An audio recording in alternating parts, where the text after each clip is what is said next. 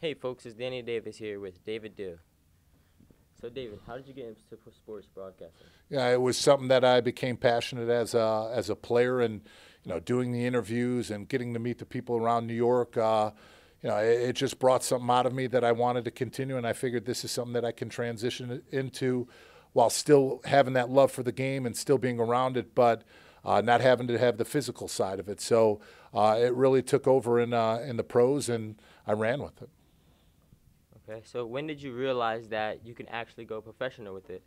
I think the fact that, when I did in 2010 what was called the NFL Broadcast Boot Camp, from that point on, I did internships for NBC, CBS, ESPN, and I just did as much work as I could to build up a resume and get as much experience as possible so that when I did decide to retire in 2013, I had something to retire into and I had a resume of all the things I did to that point.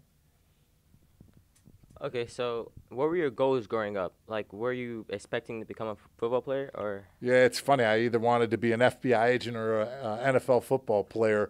That was something for me that I've always been around, law enforcement and different things as I was a kid. But, the passion to play the sport and the game of football was something that I've had from day one. But, I always knew that, at some point you'd have to do something else and it wouldn't last forever. So, therefore, when I went to Illinois, I got my degree and my master's, knowing that you could be one hit away from your career being completely over.